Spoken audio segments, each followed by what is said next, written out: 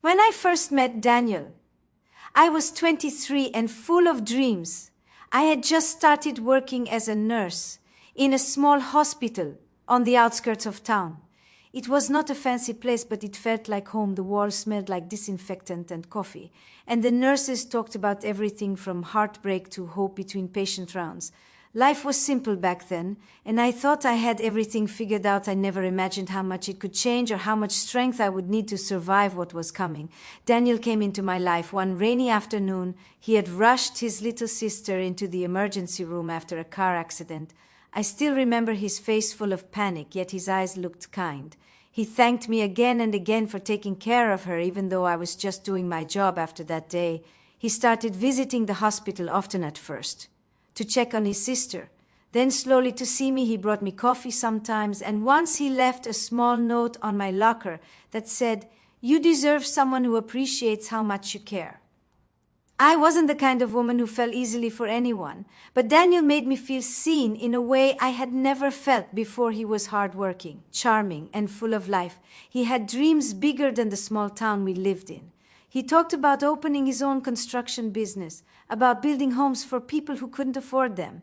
He said he wanted a family with me and a future full of laughter and love. I believed him. We got married a year later. It wasn't a grand wedding, just a small ceremony in my parents' backyard. My mother cried through the vows, and my father hugged me so tight I could barely breathe. For me, it wasn't about the flowers or the guests. It was about love and faith, about believing that two people could build a life together from scratch. And for a while, that's exactly what we did. Daniel worked long hours and I picked up extra shifts at the hospital. We dreamed of buying our own home and starting a family. We didn't have much, but we had each other. We laughed a lot. We fought sometimes too, but I thought that was normal. Life was messy but beautiful. Then the sickness came. It started small. I remember feeling tired all the time. My hands shook sometimes, and I thought it was just stress from work. But then the fatigue got worse. I started losing weight. My skin turned pale, and one night I fainted right in the hospital corridor. The doctors ran tests, and after days of waiting, they told me I had an autoimmune disease. It wasn't curable, but it could be managed with treatment. I was only 30, and suddenly my whole world changed. When I told Daniel, I expected him to hold me and tell me we'd get through it together, but instead I saw something change in his eyes. It wasn't anger or sadness, it was fear. He said he needed time to think, and for days he barely spoke to me. I kept telling myself he just needed space, but deep down I felt something breaking. Weeks later, I came home from the hospital to find a note on the kitchen table. It was short and cold. "I can't do this anymore. I'm sorry. You deserve someone stronger." I sat on the floor, clutching that paper, shaking so hard I could barely breathe. He was gone, just like that. I cried for days. My parents tried to comfort me. My friends from work brought soup and blankets, but nothing filled the hole he left. I had loved him with everything I had, and now I had to learn how to live without him. The pain was unbearable, but somewhere deep inside, a small voice whispered, "Keep going." So I did. I focused on my treatment. I pushed through the exhaustion. I worked part-time at the hospital and volunteered at a community clinic on weekends. Helping others somehow helped me heal. I met people who were fighting battles much harder than mine, and I realized strength wasn't about never breaking. It was about breaking and still choosing to move forward. Years passed. I got better, not completely cured, but stronger. I learned to manage my illness. I bought a small cottage near the lake and filled it with flowers and books. I started WR, writing 2 little stories about healing and hope. Sometimes I missed Daniel, sometimes I hated him, but most days I simply felt thankful that I had survived. 15 years went by quietly. I had built a life full of peace and purpose. Then one evening, as I sat by the window reading a letter from one of my old patients, my phone rang. It was an unfamiliar number. I almost didn't answer, but something told me to pick up. When I did, a weak voice said my name softly like a ghost from the past. It was Daniel. He said my name again, barely a whisper, and I froze. He told me he was in a hospital 2 states away. He said he was sick, really sick, and had no one else to call. He said he needed help. For a long moment I couldn't speak. My heart raced, memories rushing back like waves on a shore. The man who had left me when I needed him was now the one asking for help. I didn't say anything at first. I just listened to his breathing on the other end. Then finally I said, "I'll come tomorrow." That night I didn't sleep. I kept thinking about everything, the pain, the loss, the years I spent rebuilding myself. I didn't owe him anything, and yet I couldn't ignore the voice inside me that said, "Go." Not because he deserved it, but because I needed to close the chapter with compassion, not bitterness. The next morning, I packed a small bag and drove for 6 hours to the city where he was hospitalized. The closer I got, the heavier my chest felt. I didn't know what I'd find there. I didn't know if I could even look at him without crying, but I went anyway. When I entered his hospital room, I almost didn't recognize him. His hair was gray, his face thin and pale, his eyes filled with tears. The moment he saw me, he tried to speak, but his voice broke. I just sat there for a moment, watching him, the man who once promised me forever, now lying frail and scared. He said softly, "I never stopped thinking about you. I was a coward. I didn't know how to handle your sickness, and now I'm paying for it." I wanted to scream at him. I wanted to tell him how much pain he caused. But when I looked at him, I didn't see the man who hurt me. I saw a broken human being facing his own end, and so I took his hand and said, "You don't have to explain. We're here now. That's enough." And as I sat by his bedside, listening to the sound of his breathing, I realized something. I had forgiven him long ago, not for him, but for myself, because holding on to anger would have only kept me trapped in the past. That was the first night I stayed by his side. When I stayed that first night beside Daniel, I didn't know what I was supposed to feel. I looked at him lying there with tubes running from his arms to machines that hummed softly, and I remembered the nights I lay sick and alone in a hospital bed, wondering why he never came back for me. Life has a strange way of circling back to the same rooms, the same kind of silence, only the faces and reasons change. He kept looking at me like he couldn't believe I was real, and part of me couldn't either. In the morning, the nurse walked in and asked if I was his wife. I hesitated for a second, then said, "Yes, I suppose I used to be." She nodded kindly and left me a tray of food. He could barely eat, so I helped him slowly the way I used to help my patients. It felt natural, almost automatic. I had spent years learning to care for strangers. Now I was caring for the man who had once been everything to me. The doctor came later that afternoon. He told me Daniel had advanced kidney failure and that he had been refusing treatment for months. He had no family to help him, and he was living in a rented room alone. He had burned bridges with everyone, even his sister who had once adored him. I listened quietly, feeling a mix of sadness and disbelief. The man who had once been so full of life had turned into someone lost and tired. When the doctor left, Daniel turned to me and said, "I didn't think you'd come. I wasn't sure if I should." I answered softly, "But you called and I couldn't ignore it." He nodded, tears sliding down his face. "I should have been there for you. All those years ago," he said, "I was scared of watching you suffer. I didn't know how to face it. I was weak and selfish. I didn't know what to say. The words hurt, but they were also the truth. He had been weak, he had been selfish, but I had already made peace with that long ago. So I told him, "You don't need to apologize now. What matters is that we're here." Over the next few days, I stayed at the hospital with him. I talked to the doctors, helped arrange his medication, and made sure he ate a little each day. I watched the sun rise through the window every morning, thinking about how much time had passed. 15 years was a long time to hold a story inside my chest.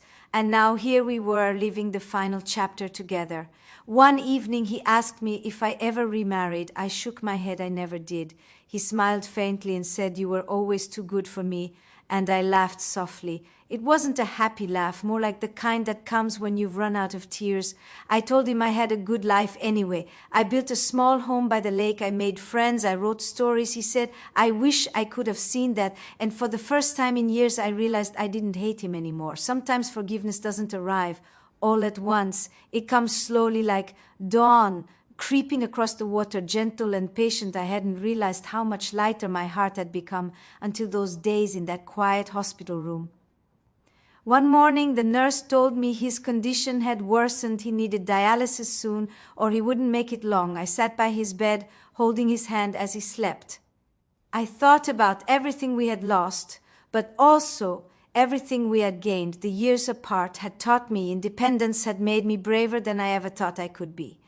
I was no longer the woman who cried herself to sleep waiting for him. I was stronger now, and I could choose kindness, not out of weakness, but out of peace. When he woke up, I told him I wanted to help him get treatment. He shook his head and said, I can't afford it. I told him not to worry about that. I had enough saved from my years working and from my small writing projects. He stared at me in disbelief. You would do that after everything I did to you, he asked. And I said quietly, because once upon a time you were my family, and I believe that helping someone in pain is never wasted. He cried that night, really cried, not from guilt, but from something deeper. I could see the regret that had been eating him from the inside all those years. We talked for hours about everything that had happened, how he tried to start his business but failed, how he drowned his shame in work and drinks until his body gave up.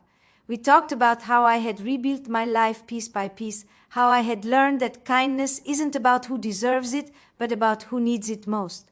Over the next few weeks, I helped arrange his dialysis appointments. I rented a small apartment near the hospital so I could stay close. I cooked for him, read to him, and took him for short walks when he felt strong enough. The nurses started calling me his guardian angel, and sometimes when he smiled weakly at me, I could almost believe that maybe this was how things were meant to be. Then one night, while I was reading by his bed, he said something that stayed with me forever. He said, you saved me once when I was lost in guilt. I thought I had ruined both our lives, but seeing you now, seeing how much grace you carry, makes me believe in goodness again. I told him quietly, you didn't ruin my life, Daniel, you just changed it. And sometimes change is what we need to find our true strength. He fell asleep after that, and I sat watching him for a long time. The machines beeped softly, and I thought about how fragile everything was. Life, health, love, forgiveness, all of it could disappear in a heartbeat. Yet here we were, still breathing, still connected by some invisible thread of mercy. As the weeks turned into months, his health stabilized a little. He started eating more, talking more, even laughing. Sometimes I took him outside in a wheelchair. To see the gardens. He said he couldn't remember the last time he felt sunlight on his face. I told him to close his eyes and just feel it, the warmth, the air, the quiet hum of life around us. He smiled and whispered, thank you for not giving up on me. In those moments, I realized that maybe love doesn't always end when people leave. Sometimes it just changes shape. It becomes something quieter, something softer, like forgiveness, that lingers after all the anger has burned away. One afternoon, while we sat by the window watching the rain, he asked me if I believed in second chances. I thought for a moment, then said I believe in redemption, but it doesn't always mean things go back to the way they were. Sometimes it just means we finally make peace with the way they became. He nodded and said, I think that's all I ever wanted, to make peace. That night, as I left the hospital, I looked up at the sky heavy with clouds and felt something I hadn't felt in years. Closure. After those few months passed, something inside the hospital felt different. Daniel seemed stronger. His cheeks had a little more color. His laugh returned in small pieces like sunlight breaking through clouds, and yet there was a quiet in his eyes that told me he knew his time was limited. The doctor said the dialysis was helping, but not forever. His kidneys were too weak, his body too tired. I listened and nodded, but deep inside I already knew. I could see it in the way his hands trembled when he held mine, and how his breathing slowed when he tried to smile. I started visiting him every day. Even when he said I should rest, I told him resting could wait because time could not. Sometimes I brought books and read to him stories about courage and forgiveness. Other times I brought flowers from my garden, daisies and sunflowers, because he used to say they looked like happiness growing out of the dirt. One afternoon, while I was arranging the flowers by his window, he said quietly, I used to dream about us sitting by a lake, somewhere peaceful with no past to haunt us. I looked at him and smiled softly. That lake exists. Daniel, it's real and I live there. He closed his eyes as if trying to see it. I told him about the cottage, the small garden, the old rocking chair by the window, and the way the light fell in the mornings. He said, it sounded like heaven. I told him it was home. That night after he fell asleep, I sat there thinking about everything I had been through. The pain, the sickness, the years alone, the loneliness that once felt endless, and now the strange peace I felt beside the same man who had once walked away. I realized that sometimes life gives us one last meeting, not for love, but for healing. A few days later, the doctor called me aside. His face was kind but serious. He said Daniel's heart was weakening. He might not have long left. I thanked him and went back to the room trying to hold myself together. When I sat down, Daniel looked at me as if he already knew. He said, "You don't have to stay through this," I said quietly. "I stayed through my worst years alone. I can stay through this too." From that day on, I stayed every night. I helped him eat, helped him sit up when he was short of breath. I told him stories about the people I'd met through my nursing, the little boy who gave me a drawing after his surgery, the old man who taught me to make peace with goodbye, the mother who said kindness is the only thing we can leave behind. Daniel listened like each word was water to a thirsty soul. Sometimes he would reach for my hand and just hold it without speaking, as if touch was the only language left. Then came the morning that felt different. I woke up early and walked to the hospital before sunrise. The hallways were quiet, the air cool and still. When I entered his room, the first thing I saw was his smile, faint but real. He said, "You came early." I said, "I didn't want to miss the morning." He looked at the light creeping through the window and said, "It's beautiful." I said, "It always is if you wait for it long enough." We sat in silence for a while. He said softly, "Do you think people can be forgiven even if they don't deserve it?" I looked at him and said, "I think forgiveness isn't something you earn. It's something you choose because your heart needs peace more than your pride needs justice." He nodded, tears sliding down his face, and said, "I wish I had understood that before I lost you." I told him, "You didn't lose me, Daniel. You just lost the time we could have had, and that's all right. We're here now." He reached out and touched my cheek with shaking fingers and whispered, "Thank you for being the kind of woman I didn't deserve." I smiled and said, "Maybe you did deserve kindness. After all, we all do." That day he asked me to read from one of my journals, the one where I wrote about hope. I opened it and began reading softly. Hope is not loud. It doesn't shout or demand. It waits quietly inside you, even when everything around you falls apart. It reminds you that one breath, one step, one act of kindness can still matter. I saw his eyes close slowly as I read, and for a moment I thought he was just sleeping. But when I finished and looked up, he was gone. I sat there for a long time holding his hand. It was still warm. The machines around us made soft sounds, and the nurse came in quietly, placing her hand on my shoulder. I didn't cry at first. I just sat there breathing with him one last time. Then the tears came, not from anger, not even from grief, but from something softer, something like release. After the funeral, I drove back to my cottage by the lake. The air was still, the trees bare from winter. I made tea and sat by the window watching the water ripple gently against the shore. For the first time in years, I felt completely at peace. I had forgiven him. I had said goodbye, not with bitterness, but with love. And I knew that wherever he was, his heart had finally found rest too.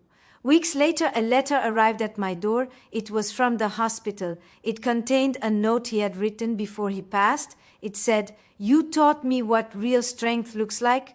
You taught me that love can still exist even after everything.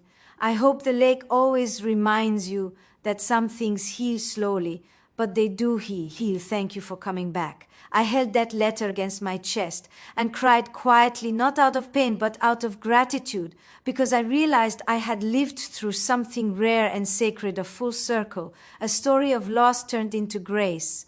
After that, I started writing again. I wrote about people who survived things they thought would break them. I wrote about the power of forgiveness and how sometimes the bravest thing we can do is choose kindness even when no one chooses it.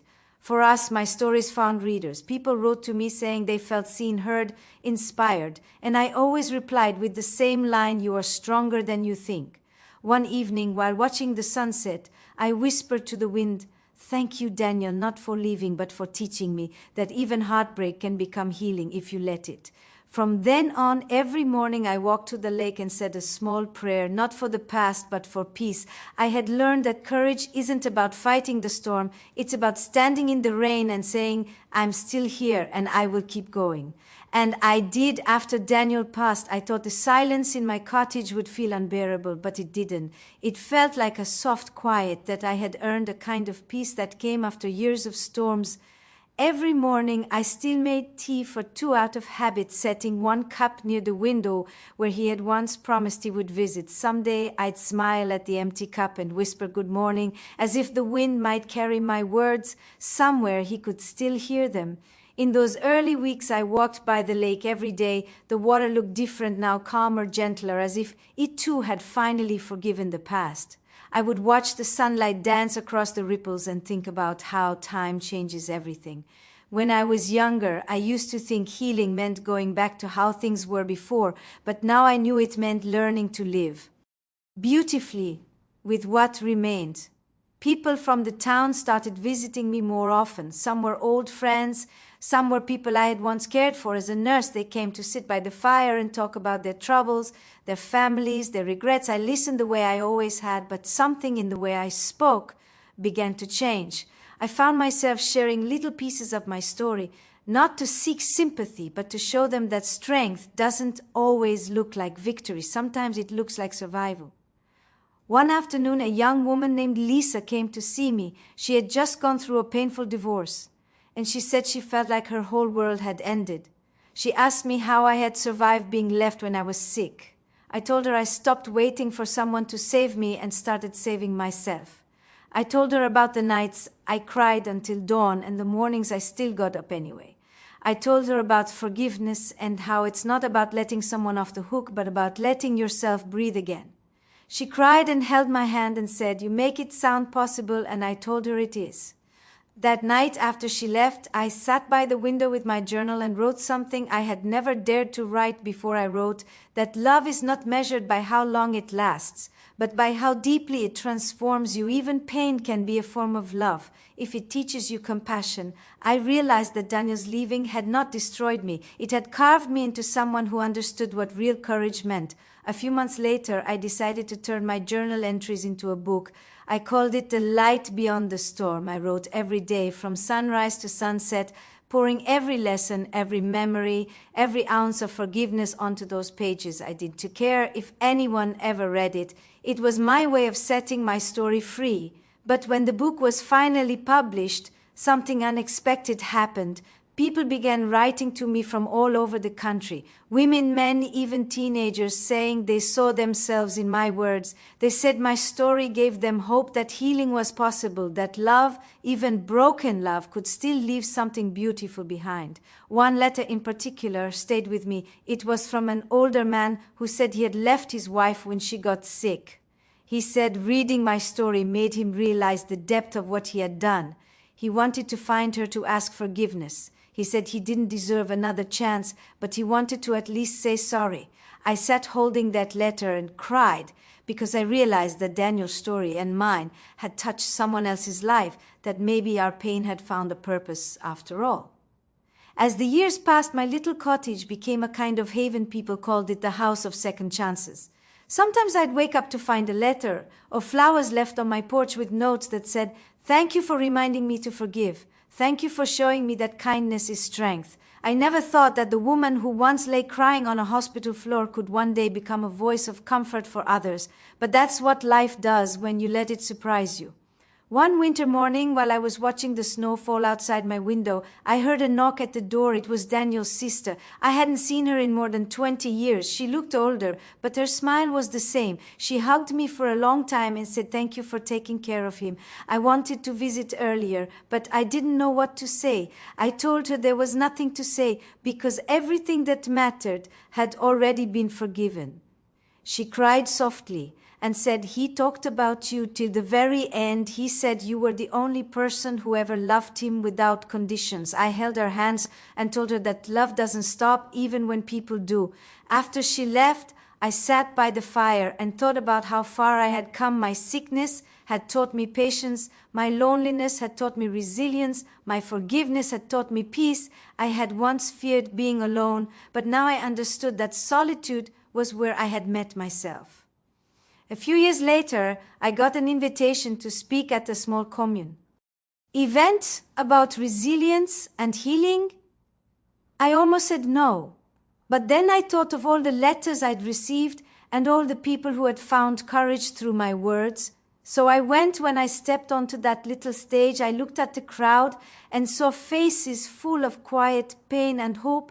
I began to tell my story from the beginning, not with bitterness, but with warmth. I told them about the rain, the hospital, the note, the long road of healing, and the final goodbye.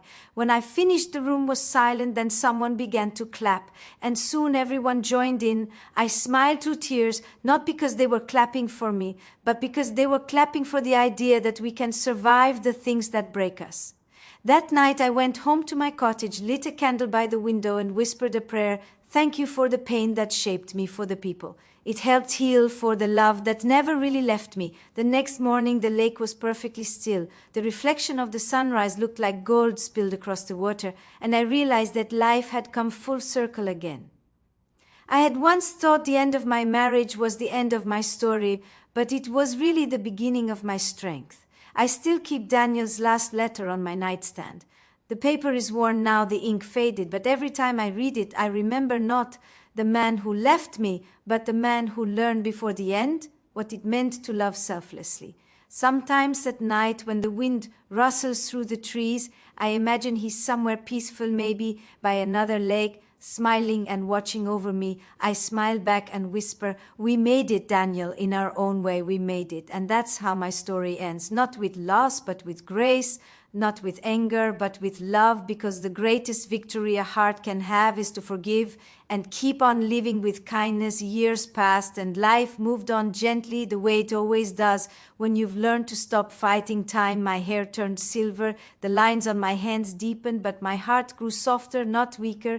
I spent my mornings by the lake sipping tea, watching the fog lift off the water like a curtain revealing another day, to live, another chance to breathe and be thankful. Sometimes I would catch my reflection in the window and see the younger me hiding there, the girl who once believed love was supposed to stay forever. She still lived inside me, but now she smiled differently, not because she had forgotten the pain, but because she had learned to live beside it peacefully. The cottage became my world, a small, warm place, filled with the smell of old books, lavender, and the faint hum of memories. I tended to my flowers every spring, and they always came back even after the hardest winters. I used to think they returned because of sunlight and water, but maybe it was something else. Maybe they returned because hope never really leaves if you keep believing in it. I started writing more, not for fame or success, but because the words felt like company. I wrote about quiet mornings, about forgiveness, about how sometimes life breaks you open only so you can fill yourself with something brighter. I sent my stories to small magazines and community papers. Some printed them, some didn't, but it never mattered. I knew that every word I wrote was a small piece of my heart, finding a home somewhere. One day I received a letter from a woman in Ohio. She said she had read my book and that it saved her life. She had been battling cancer and her husband had left her too. She said my story made her believe she could still find joy in the middle of pain. I read her words over and over and cried, not out of sadness, but because I understood exactly how she felt. That's when I realized that maybe that was why I had survived, to be a voice for people who thought they couldn't make it through. I started volunteering again at the hospital where I once worked, not as a nurse this time, but as someone who listened to patients who were scared to be alone. I sat by their beds, held their hands, and told them stories, not about miracles, but about endurance, about how sometimes just waking up and choosing to smile is an act of courage greater than anything else. There was one patient, an elderly man named George, who reminded me of Daniel in a strange way. He had that same quiet regret in his eyes. He said he wished he had told his wife he loved her before she passed. I told him it wasn't too late. He asked how I could say that, and I said, love doesn't belong to time. It belongs to the heart. You can still send it, she'll hear it. Somehow, he smiled weakly and said, I hope she does, and I told him she already did.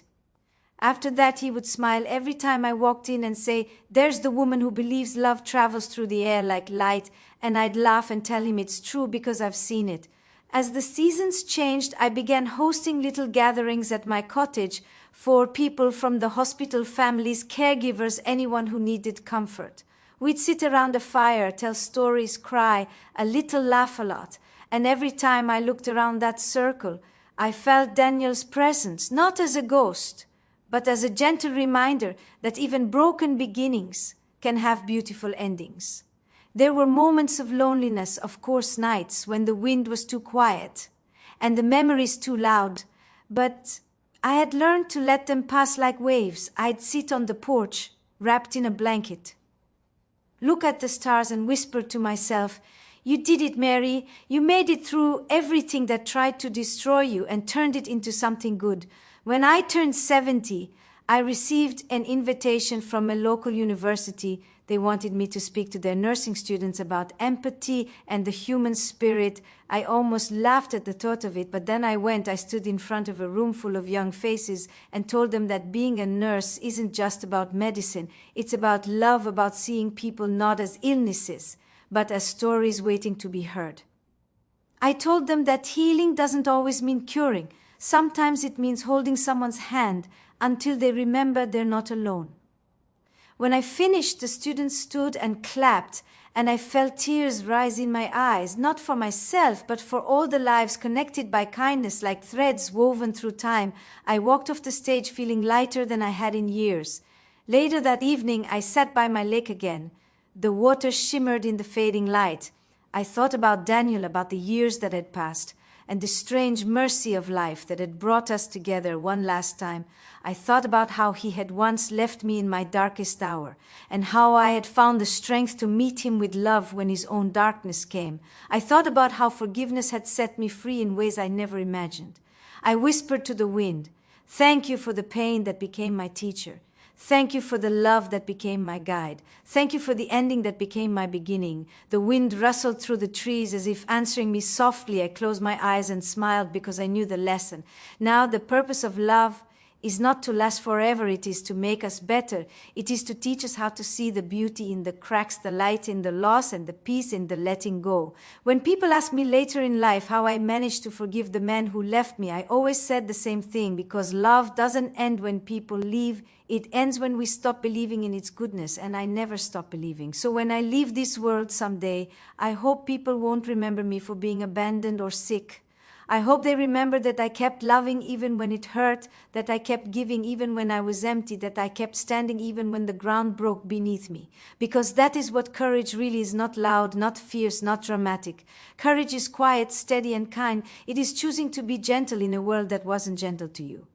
As the stars rose above the lake, I took a deep breath and felt completely at peace. My story had begun in pain, but it was ending in grace, and that was all I ever wanted. And somewhere in the stillness of the night, I imagined Daniel S&M, smiling and whispering, "I'm proud of you, Mary." And I smiled back through the tears and said, "I'm proud of me too." And that was the moment I knew my heart had finally come home.